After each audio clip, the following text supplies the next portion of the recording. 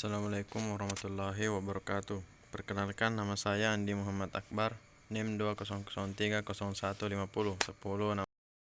JKD. Saya akan menjelaskan tahap-tahap belajar motorik dan teori belajar motorik. Beberapa ahli sependapat bahwa belajar keterampilan motorik berlangsung melalui beberapa tahap. Motorik merupakan media dalam mempelajari pendidikan jasmani dan olahraga. Oleh karena itu, tahap-tahap belajar yang dilakukan adalah sama dengan orang belajar keterampilan lain. Tahap-tahap belajar motorik. 1. Tahap kognitif, tahap asosiatif, dan tahap otomatisasi. Tahap kognitif.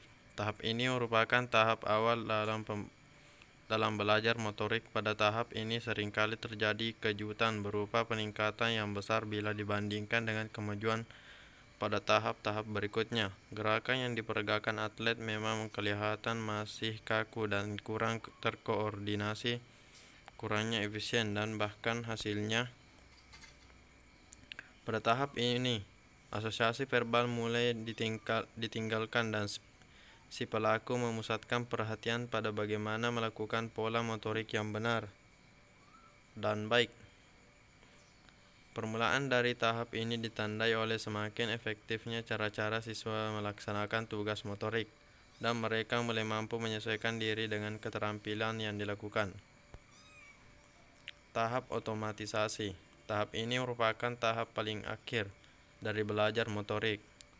Rahan Tokdam 1988 menyatakan bahwa pada pelaksanaan otomatis, maka belajar keterampilan makin ringan dalam penyelesaian suatu tugas atau keterampilan, dan ini berarti makin menurun stres yang dialami oleh siswa.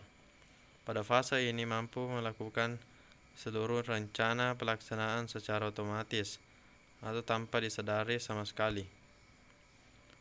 Adapun rangkuman, tahap kognitif merupakan tahap awal dalam belajar motorik. Tahap asosiatif adalah tahap kedua dalam belajar motorik. Tahap otomatisasi adalah tahap paling akhir dari belajar motorik. Teori belajar motorik, teori Adams dan teori skema. Menurut teori Adams, teori ini menyatakan bahwa proses belajar motorik berlangsung pada jalur tertutup. Pengarahan gerak ke arah sasaran yang dikehendaki dapat menghasilkan perubahan karena adanya umpan balik yang terjadi secara terus-menerus sehingga meninggalkan jejak perseptual.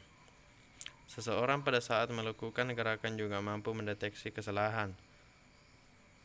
Perbedaan kedua hal tersebut merupakan kesalahan yang ditanggapi. Menurut teori skema, beberapa teori Adams masih relevan dengan teori skema, antara lain penekanan, penguatan subjektif berlaku juga pada gerak lambat, perlunya memori untuk memproduksi dan mengevaluasi gerakan. Sekian dari saya. Assalamualaikum warahmatullahi wabarakatuh.